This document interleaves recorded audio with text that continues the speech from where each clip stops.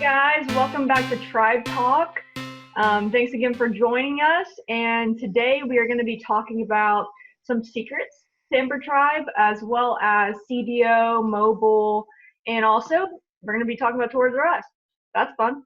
So I have some of our Texan friends joining us today. We're going to be hanging out with them. And so welcome to TribeTalk, Sarah. Hi. And also Ben, welcome to TribeTalk. Hey, how's it going? Yeah, thank you guys. And so today we're going to talk about some secrets of EmberTribe, some things that are unique to our culture, maybe some things you guys don't know about us. So Sarah, do you want to talk about something that you think is unique to EmberTribe? Yeah, so we're, for a remote company, incredibly collaborative, and we definitely, especially the growth specialists and especially people working in accounts, constantly trying to share knowledge with each other. So we definitely have different channels where we're just constantly dropping what we call knowledge bombs on each other, and it's super fun because especially working in a place where it's remote, you don't necessarily think that there's as much collaboration and as much knowledge sharing, but like every day, like you can jump in there and find information you need from like CBO, for example, or maybe just like a new way to design your ads, and it's super awesome. Yeah, I know you've been doing a really awesome job. I keep seeing you like post like different knowledge bombs in there. It's a lot of like fun things about like starting new things for holidays early and like just different really interesting stuff. So Thank you. yeah. What about you, Ben? Any like EmberTribe special stuff that you like? Yeah, one thing I've noticed EmberTribe does really well is since we're all remote, it might be hard to interact with your coworkers.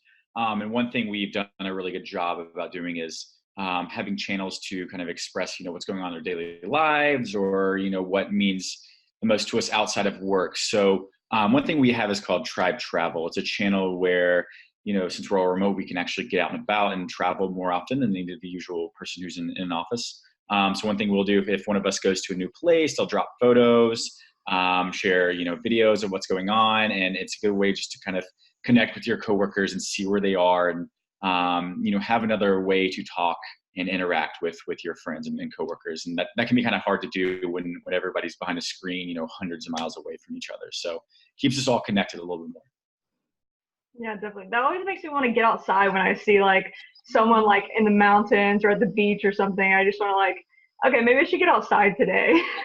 100%. I know, I'm always like, maybe I should go hiking more. Yeah. Oh, that's cool. Yeah.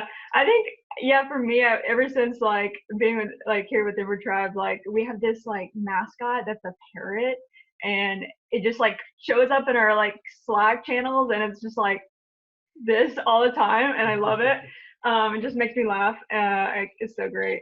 Oh, it's amazing. Yeah, so anyway, well, let's get down to the nitty gritty of our tribe talk today. Sarah has some info on mobile that she's going to be talking to us about.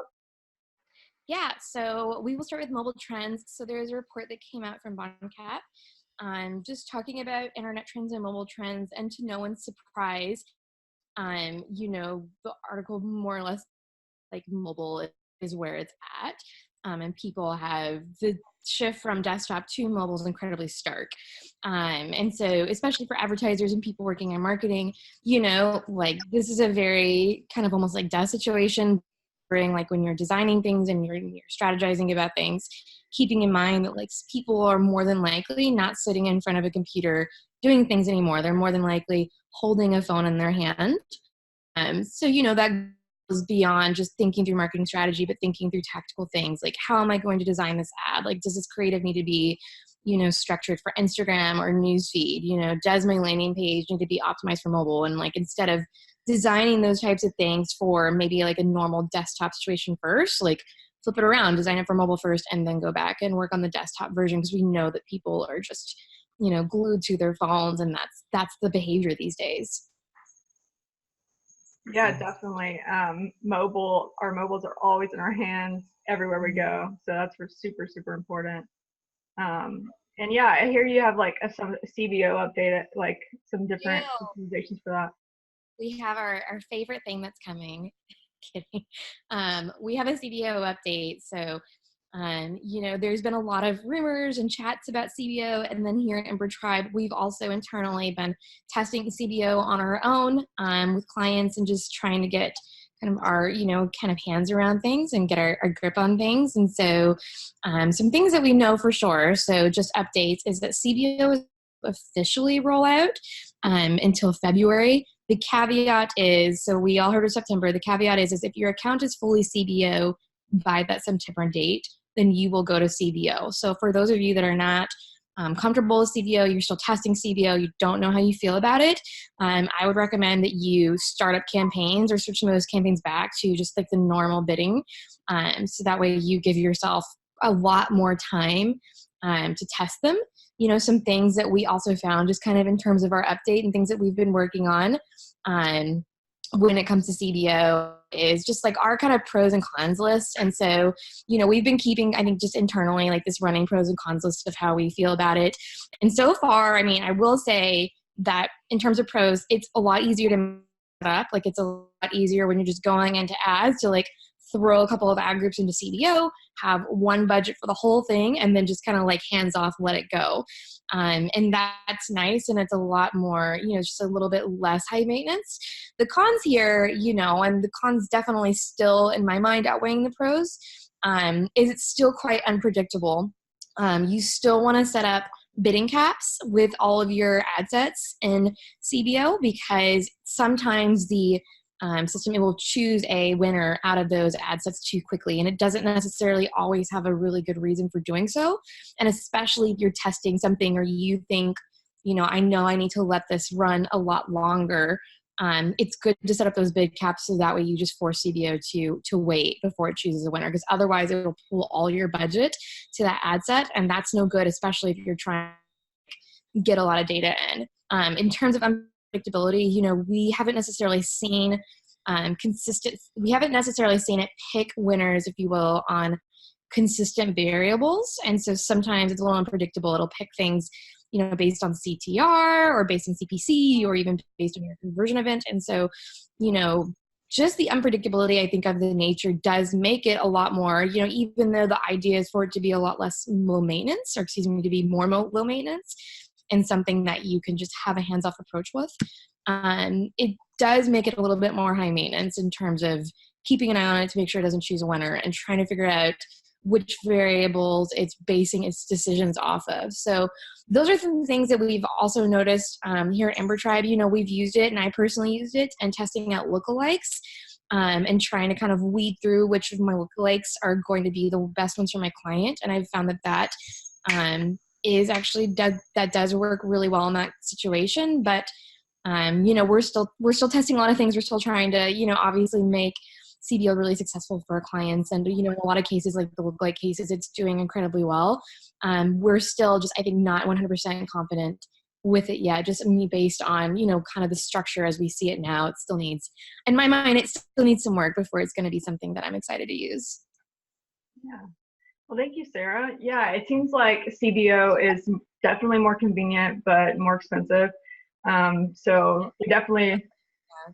That's one thing I didn't get to mention, sorry, is that it is more expensive and it does take a lot longer to get your results. So if you're a small business and you don't have a lot of money and your advertising budget is a little bit skim, CBO does not necessarily work in your favor, which is really, really unfortunate.